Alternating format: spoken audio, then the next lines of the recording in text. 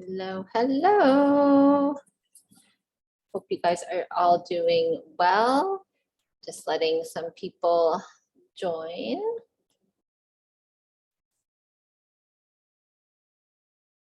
Excellent. Hello. Perfect.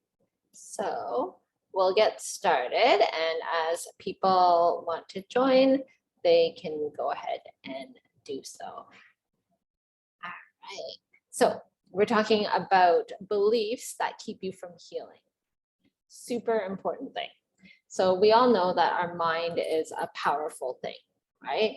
It can either imprison you or it can liberate you. And so we're always in this process of healing. It's not, I healed and then all of a sudden life can start, or, we can continue with life or life is over. Healing is a process and a journey, right? So we're always healing. If you cut yourself, your body recognizes it and you start to heal. If you bump yourself and you get a bruise, your body heals. There are built-in defense mechanisms like your immune system that fends off viruses, bacteria, all of that before you even get sick or before you even have a symptom.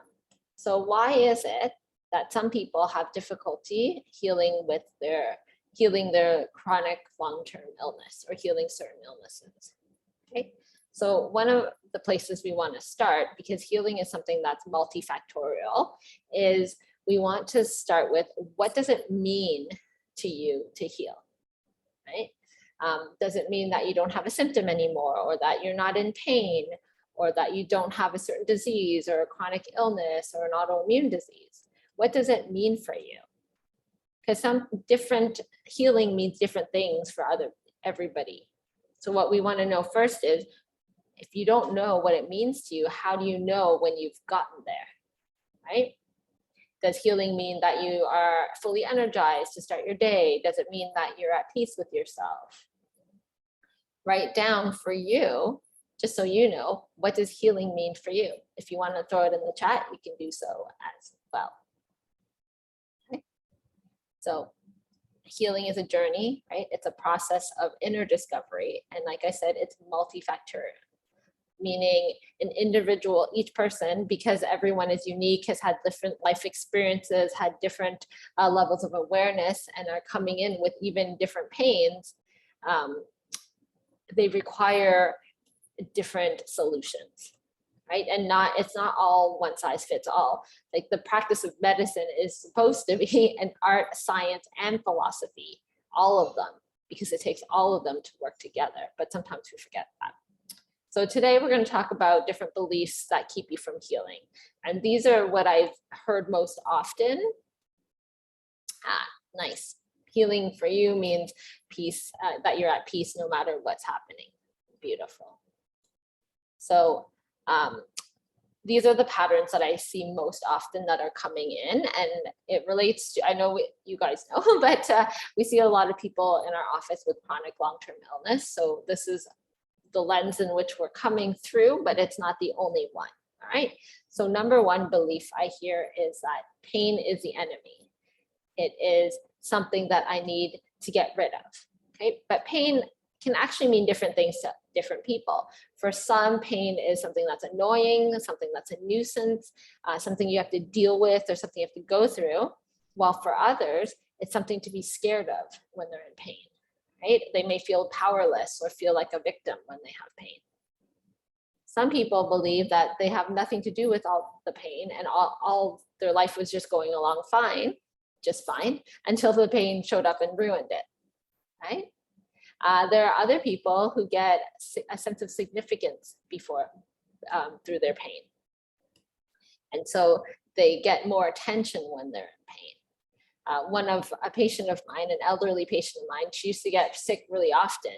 And whenever she was ill, her family, her friends, and everybody would come and visit, do things for her, cook for her, make her feel better. So for her, she linked, when I'm sick, it means I'm loved, right? And so getting sick for her means getting love from her family. And you can see how this could lead down a dangerous road. But once she realized that and became aware of it, She just had to simply communicate to her family that she needed to see them more often. And that was it.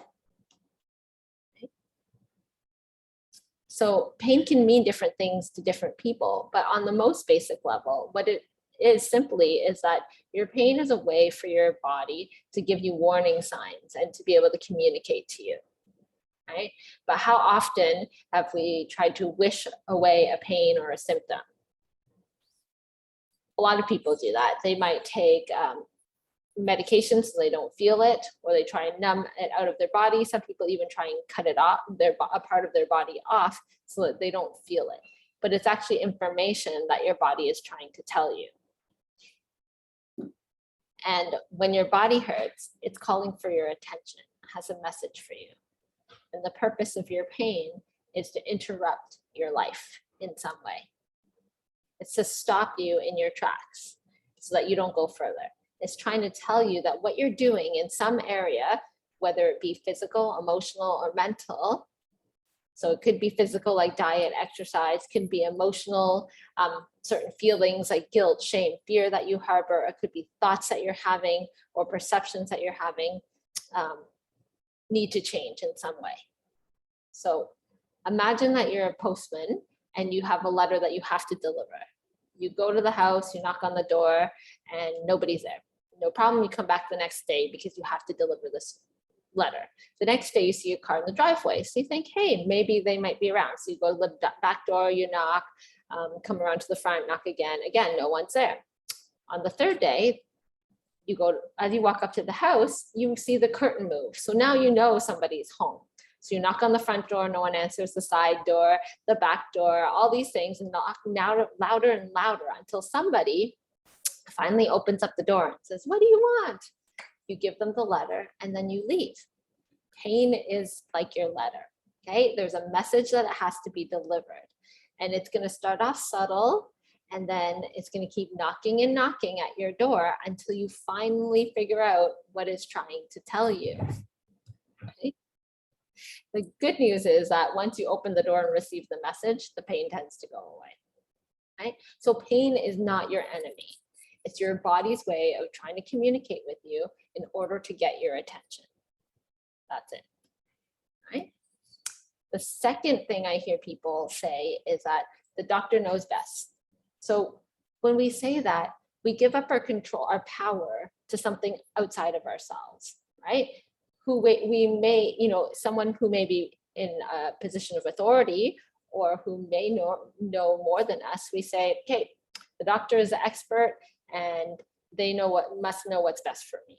But that's not really true. Your medical doctor has studied diseases and knows a lot of information. They, however, are not an expert on you. So your doctor can give you a diagnosis. They can tell you, hey, you have a collection of symptoms and this is a diagnosis. You decide the prognosis. You decide what happens to you. Right? How do I know this? It's because I see a lot of people coming in with the same diseases, the same, like, oh, I have chronic low back pain, I have fibromyalgia, I have Lyme disease. They have the same disease, but they don't heal at the same rate. And yes, there are factors that, other factors at play here, like genetics and age and all that. However, there are things within your control, like the diet that you eat, the foods you put in your mouth, the thoughts that you have, the emotions that you experience, all those are within something that you can change in your body, right? Your level of commitment to healing, that's also within your control, right? What are you willing to do in order to heal? Right? The truth is you're an expert in your own body. No one is more knowledgeable about you and your experiences than you. So if somebody tells you something and you're like, oh no, this is not for me, number one, see where that's coming from, because it could be out of fear, but also know that if it's really not for you, it might not be. Right? When I went to chiropractic school, I was taught how to recognize all the diseases, illnesses, pathologies, and all of that. But they didn't teach me how to help someone to get well, right? We didn't look at people who were doing well. We didn't look at people who didn't have symptoms and ask, hey, how do you function at a higher level than where you are right now, right? Doctors are taught to identify and treat disease, and they're good at that, right? In terms of identifying, but they don't know if you're well. Wellness is your domain, okay?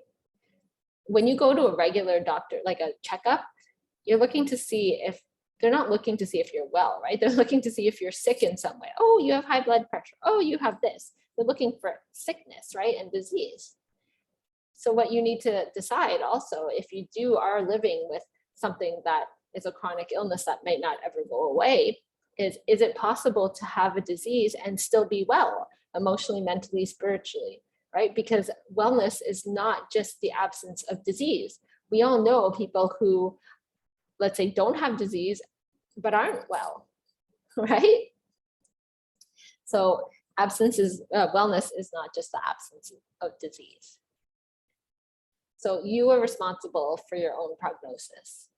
This means that you're responsible for your own health decisions. And that's a powerful thing. But most of us don't accept that power, right? Because what if you make a mistake? That's most people's fear in making a decision, is if I make a mistake.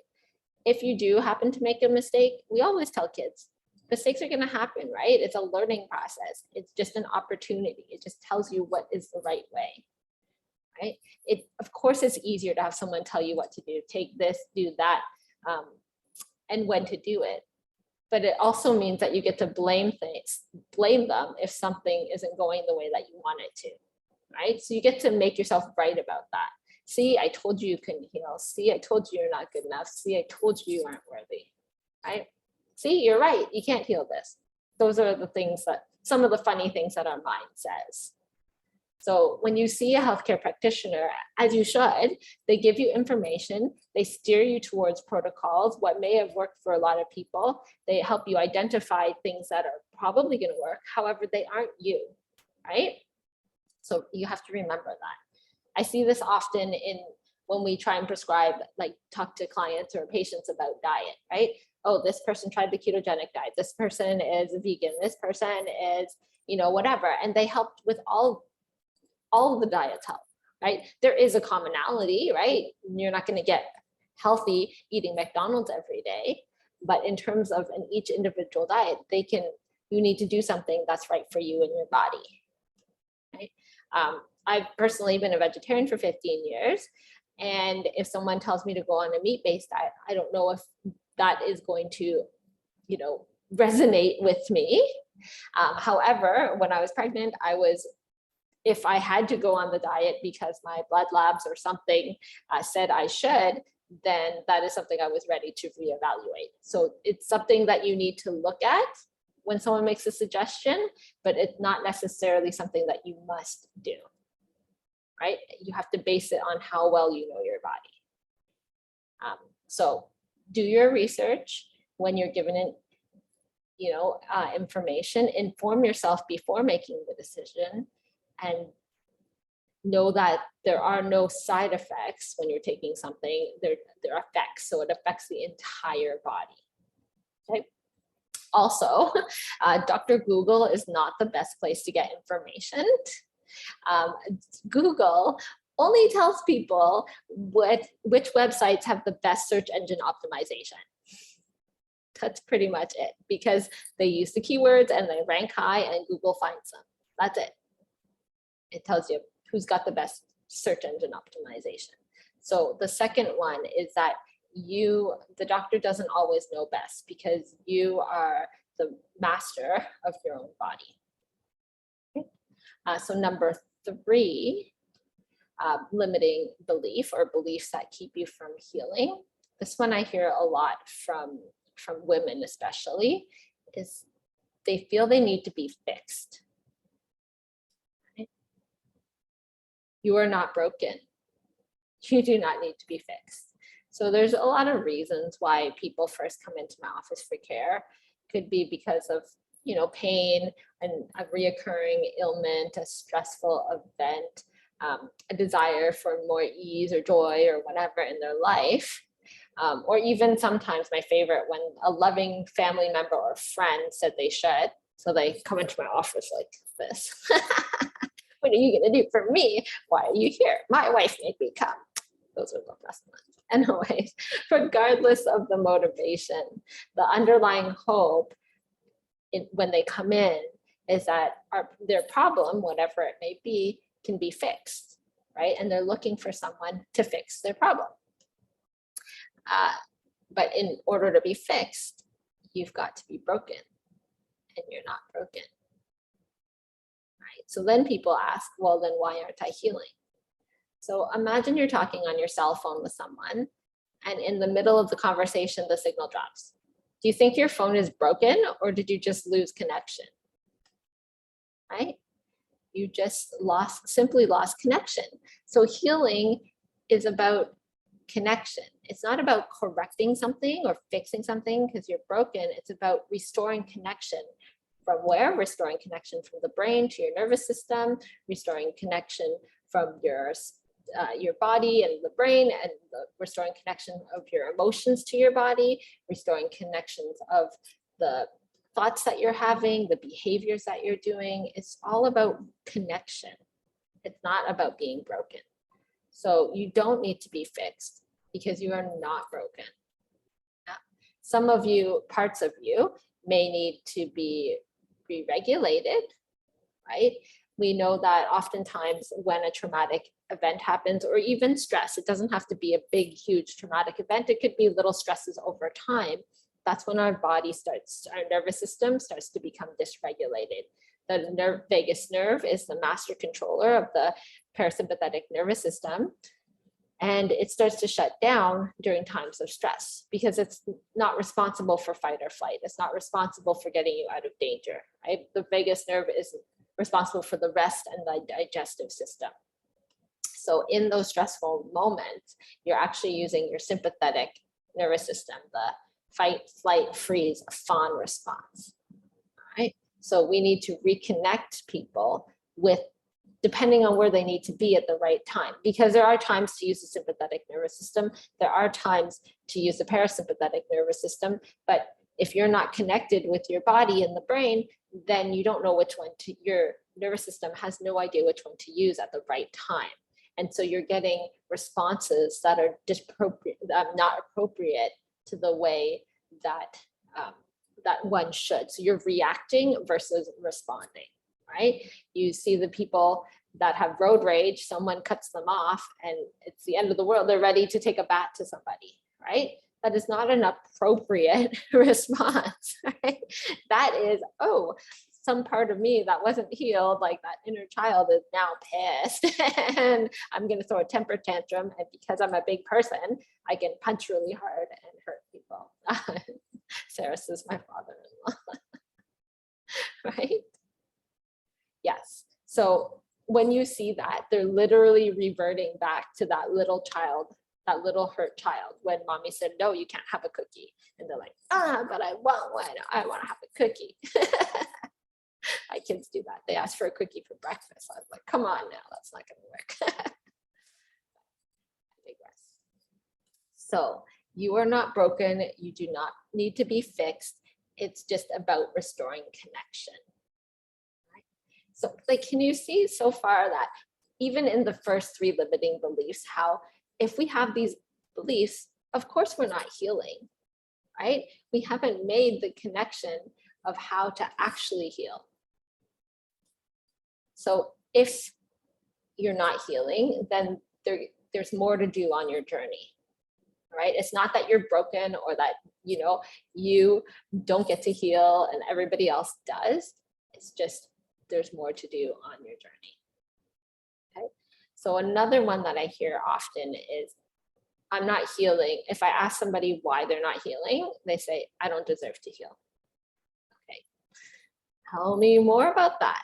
Why don't you feel like you deserve to heal? Because think about it, nature is successful, right? Just think of all the weeds on your front lawn and you will know how successful nature is. It's always trying to replicate, always trying to grow. It can grow out of any condition. We've seen like nature can grow through rocks, right? It will find a way. Nature is always successful. And we are a part of nature, right? And so we must also be successful because we are part of nature. Everything is successful in nature. We are a part of nature. So if I'm a part of nature and you're a part of nature, we are meant to be successful. Your normal state of your body is health. That's why your body is trying to return it. These symptoms that are coming up, your body has tried already to restore you as much as it could, and then it sent in the symptoms, right? Like someone who comes in with neck pain doesn't just, they may say they wake up one day with neck pain, but it started a long time ago, right? It started with, oh, I did something, I used my muscles in another way. So then the muscles got tight. Oh, I thought about this thing and it caused me to do this. And I'm in front of my computer screen. And so I have a different posture. And then over time, the muscles were like, okay, we are now holding up a bowling ball on our head. And, you know, your head is too far out and physically it's going to hurt, right? So the muscles are tight. The nerves have been working too hard and firing too many signals and you're not listening. And then the next day, months down the road, you wake up and you're in pain, right? Most people wake up and they're like, oh, it happened yesterday. No, it didn't happen yesterday. It happened a long time ago. It's just showing up in a way because it's been screaming at you and you haven't been listening. Now it's making you not move, right? And now it hurts. Now it really, really hurts because you didn't pay attention earlier, right? And what we miss is, had we paid attention earlier, we can just solve the problem when it's not even in pain, right? When we just have the tight muscles. Like today, I was driving into the office and I heard squeaking in the car when I was hitting the brakes. I'm like, let's get that checked right now because I don't want that to get any worse. But if I just, a previous version of me, let's say, might have ignored it for a little longer and a little longer until the squeaking got like really bad. And then I would do something about it.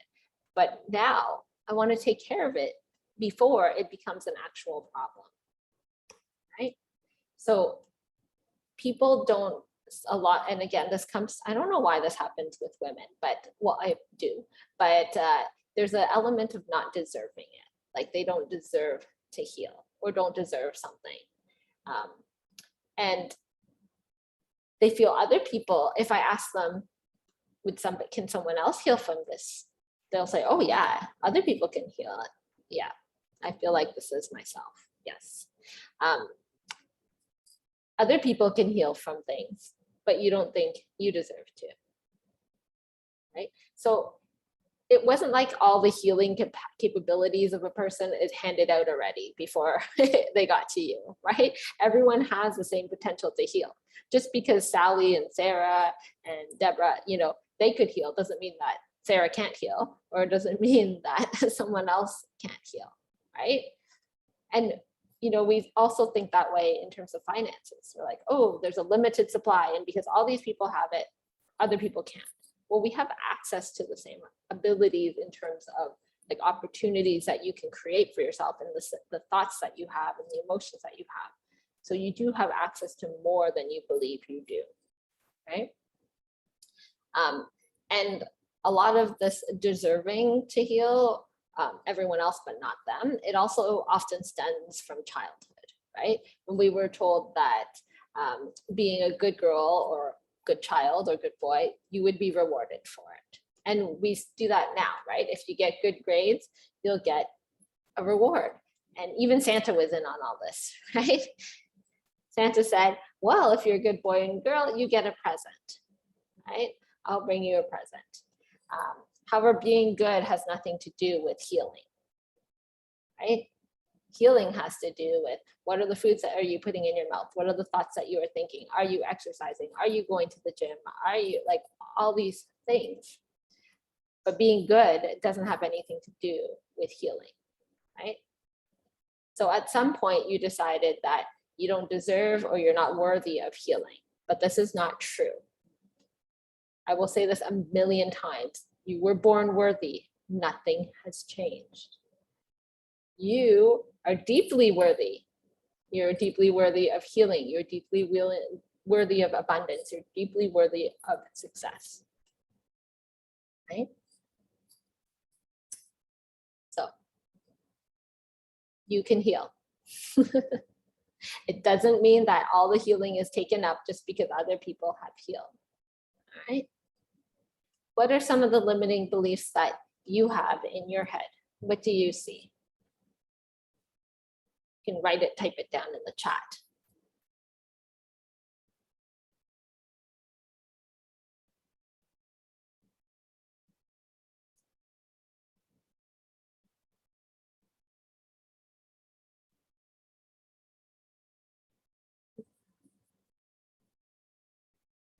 I know everyone's always typing at the right time. What can you see in yourself that's keeping you from healing? I'm not worthy. Yeah. So Sarah, can you take yourself off mute? Yep. Okay. So tell me a little bit more about I'm not worthy. Of what? Anything. Love, predominantly love from myself. I've obviously been doing a lot of work with you and unraveling childhood traumas around that limiting belief. I've made not great decisions on my life journey. I think now as an adult, you know, the not deserving of healing could stem from those bad decisions, or, you know, not like letting them go, or not like, or just coming to terms like that was another part of my life, another time of my life. Yeah. And that's not who I am now. Right. That's the key is, are you the same person as you were then? Right. No. You might have learned lessons, let's call them, Yeah. in previous parts of your life, and everyone does. That's what life is about, right? Is to learn. But you are not that same person now. So the decisions that you're making now, would they be the same as you would have made before? No. No. Right? No. So you can't even say you're that same person. So would the results be the same? No. If you're a different person? That's it. Yeah. That's it. And so when we change who we are, then the results start to change, right? And you've been, even if you look back in the last few months, you've made huge changes in your growth and who you are. Oh, absolutely. Yeah. I know that for sure. Yeah. And I don't see the I'm not worthy piece as big as it was before for you. No, I feel like for me, it's like just surrendering, I guess, that my healing journey isn't what, you know, you think you're just going to wake up one day and you're healed and have peace, that it is a journey. And every day, every moment, every week, there's another layer of that healing, and just, you know, trust that it's if I'm doing the work, it's going to all be okay. Yeah, for sure. And the thing to remember also is that, you know, once, let's say you get to the healing, you're healed, then what? Right? That's people also, some people get healed or feel that they're there, and then they don't know what to do, and they recreate the same patterns and become ill again or unwell again, or they create something else in their life, right? So if we look at it as a journey, and really, who am I going to be when I'm on the other side of this? Like, what is my evolution as a person? Then you can see, oh, I've changed. But if you're only measuring I'm healed or not healed, yeah, then it's a different measuring stick. Well, and I feel like that's so for those, I'm totally open. I've struggled with an eating disorder since I was 7, and I'm turning 43, and I was healed, you know, a handful of years ago, where I ate, you know, 3 meals a day and all that, but I didn't do the work behind the scenes, right? And so it just kind of manifested back into my life, and I'm just, yeah, I'm certain I'm on the right path, but doing all the work that, you know, that will get me there. For sure.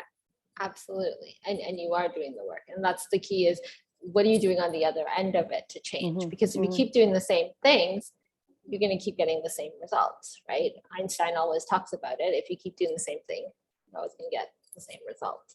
And I always tell this funny story, but I lost my keys And I went to one place to look for them, not there. Went to the second place to look for them, another place. And then I went back to the first one because I'm like, well, it must be there. But of course they're not there because I already checked there, right? And then I did the same thing again and went back to the same spot for the third time. I'm like, oh, this is insanity. I'm insane right now because I just keep going over and over and looking for my keys. They were, of course, not there. My kids took them. That's what happened. But I found them. But that was just me literally thinking, wow, I'm insane right now, and being able to observe that. All right. So yes, one of the ways that we tell ourselves to keep ourselves in that situation is, as Deb says, it's always going to be this way, right? And then we keep repeating that it's always going to be this way. And so what do we get? It's always going to be this way. But let's say if you take yourself out of the equation and you look at someone else, is it always going to be that way for someone else? No. People can become healthy, right? Other people can get to financial abundance, of course. So why can't I? And if someone looked at you, they would say you could too. So it's got to be something within you that's decided you can't have that, or that you're not worthy of that, or good enough for that, or it's not safe for that. Right? So there's some more digging, more swimming to do, and prioritizing time for myself. Yes, Manon, that is super important. And remember, I know you've got a busy family, lots of things going on. And if you don't prioritize yourself, then you're giving from that empty cup, right? You're not able to fully be there because you don't have the energy to do it for everybody else, right? And then also, we are mentors for our children or for other people that look up to us, right? If I'm not showing my kids that I'm the priority in terms for me, right? They don't learn that for them, right? But if they see me putting the time in at the gym, or putting the setting boundaries for myself, and oh, this is mommy's time, then they know that they can do the same too, right? Because we all know they're watching us, right? And they're listening, and they are always watching. It's like Big Brother, right? They are always watching and always listening. Yes, perfect. So yes, these are some of the most common limiting beliefs that I see day in and day out in the practice. And it all stems from internally, right? Some of it started in childhood. So the way we get these beliefs are through spaced repetition over time and sudden emotional impact. So hearing something said a long time ago, right? If you're not worthy, see where, if you feel like you're not worthy, see where it comes from. How far back does it go, right? And how does it play out in my life? Right? And you'll see that it shows up in several areas even now. Okay. And then you got to do the work on the other end, going back to reparent yourself, working on those limiting beliefs in order to change your results. Okay. Excuse me. Most people carry a lot of the beliefs like unconsciously. That's why we're talking about it and bringing awareness to it so that you can see if you have that within yourself, right? And then you take the actions based on what you believe, right? If you think about it, first something pops into your head. Usually it's like a picture, right? Then you have an emotion about that. Like if I say think pink elephant, you think a pink elephant just suddenly appeared. And then you have an emotion about it, or you say, what does this pink elephant mean? And then you give it a meaning, and then off it goes, right? You have your thoughts, your emotions, and then you take your behavior based on what you made it feel, like what you decided it meant to you. Right? So a lot of it comes from changing what's in the subconscious mind, but you need to know that there's something there, or have awareness that something needs to be changed, because if you don't have the awareness, it becomes a blind spot for you, right? That's why it's good to, that's why I give these workshops, so that people can gain awareness, right? And then after that, there are tools and strategies to start to change the beliefs, which I don't have time to delve into right now. Today, we're just talking about bringing awareness to it, right? So back in May, as Sarah knows, some of you know, I do a 4-week healing mindset course. And it's all about limiting beliefs, where they came from, how they got there, how it's affecting your life, all that fun stuff. So for those of you who have already done the course, go back and take it again, but look through every time you get to a new level of consciousness or new awareness, consciousness awareness, then you're going to have more limiting beliefs that show up at that level. All right. So go back and redo some of the course, especially the parts on the limiting beliefs, and see which other ones you can clear, because you've already cleared some of them, right? And then you redo it from this level of consciousness, because you're not the same person as when you did the course back in May. And then you clear more.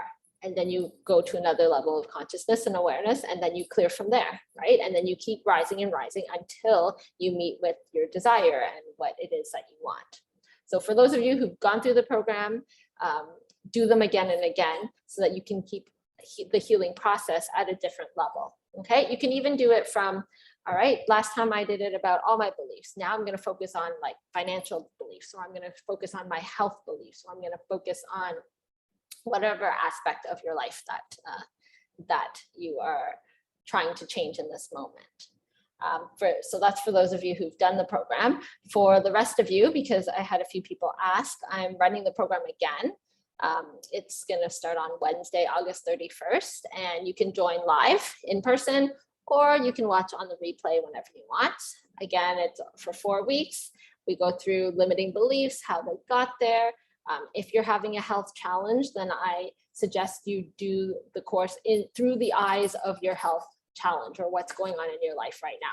If you're having challenges with financial abundance, then I suggest you do the course through that lens and then come up with your limiting beliefs, because it's all the same process, but your focus will be different each time that you want to redo it. So there is we do have it on replay in case you want to watch it from home or to watch it over and over again. So we've talked about limiting beliefs, how they got there, how they play out in your life, and then of course the ever important tools and strategies to change them. All right, I wasn't going to do it again actually, but a few people asked, and the people that did do it found it incredibly helpful and useful. So that's why I'm going to do this again. So the early bird pricing is $297, and then in a couple weeks it's going to increase to $397. Also, if finances are an issue, there's an option for a scholarship, because right now in this time of the world and with everything going on, we need this work a lot, right? Warren Buffett, when he was talking about what you can do in the recession, and Warren Buffett obviously knows what he's talking about, he said the best thing you can do is to invest in yourself, because that is something that pays compound dividends and compounds over time, right? Yourself, you are the most important thing to invest in. And Manon, you talked about making yourself priority, make yourself a priority in terms of what you need to do for you. So anyways, if you're interested in the course, the link is there, and I'll send it out with the replay as well. Does anybody have any questions or anything they want to ask about limiting beliefs for healing? Okay, go ahead, Deb. Oh, you have to take yourself off mute.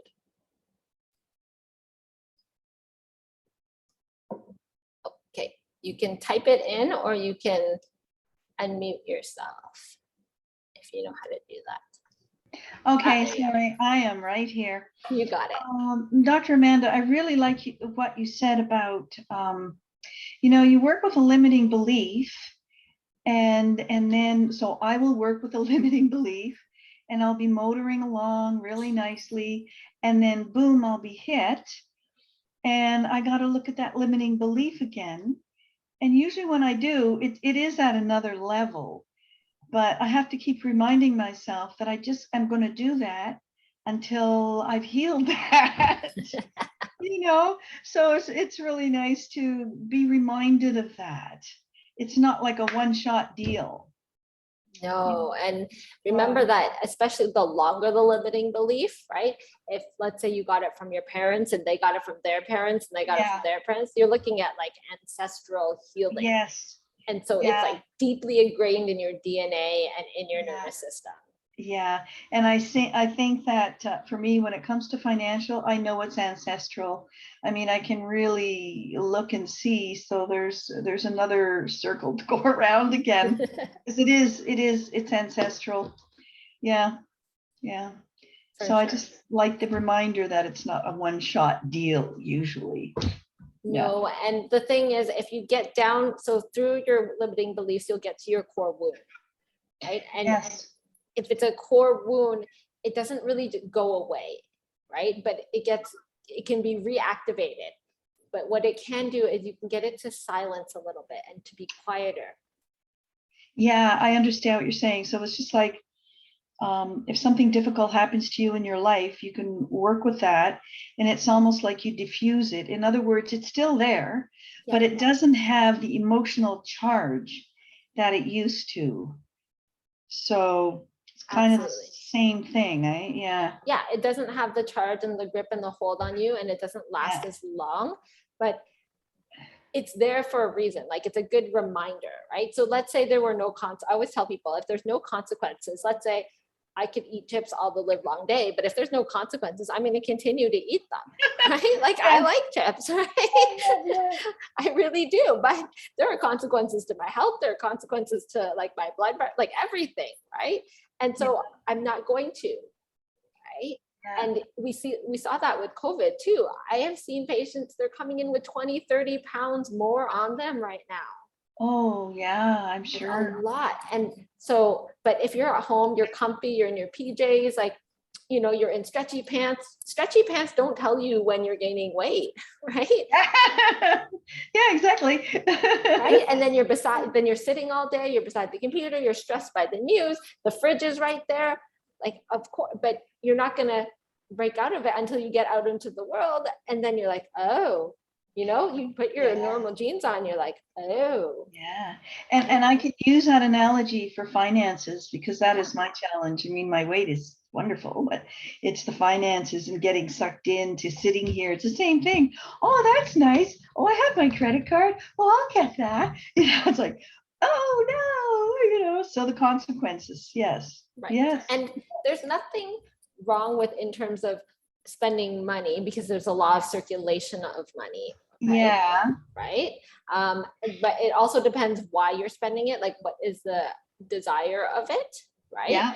And then also, are you willing to do the work on the other end to make more or to create more in some way? Yeah, exactly. And that's what I'm doing. I'm looking at going back to my work, to coaching 2 days a week, because you know, everything, like mom's gone now and she's in the hospital slowly passing, God love her. But so everything has kind of changed. The whole landscape has changed. So now I'm going, okay, now it's time to have the law of circulation, because it's been going that way. Now we got to bring it in. So, and sometimes I think I'm really hard on myself, because if I look at it all, it looks like, Deb, don't beat yourself up. It's actually rolling, you know, and you're recognizing it. It's just like, do it. Get that resume, you know, do the things, because once I'm doing it, I'm loving it. I'm good at it. And you know what I mean? It's just, you're yes. great at what you do. Yeah, And so it's getting everything in order and sending the bio, the CV, so that's what I'm doing. So I can keep it circulating, because it's just been going out that way. It's got to come in this way. right. Yeah. And also, when we spend, we might attach shame, guilt, fear, and stuff on that, right? And that's the lower frequency vibration. Yeah. And it's going to attract more of it. Yeah, exactly. Oh, I know. Thanks for reminding me. Yeah. Okay, so if you say, let's say you go, wow, if I spend money on this experience or this like course or whatever it is, right? And I spend money on the opportunity of it, right? Yes. And not what you see.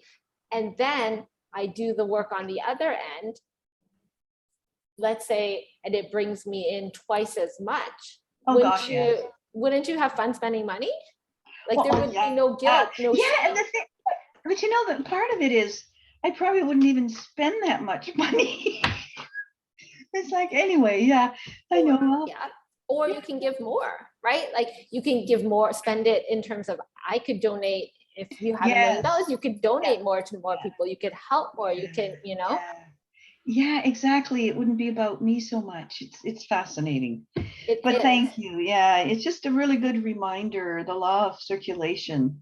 Yes. You And a know, lot of people have like negative emotion attached to money, but money in good people's hands will yes. change the world. It always has, right? And you're a good person. I know you personally. Yeah. You're a great person, Yeah, right? thank Like, you.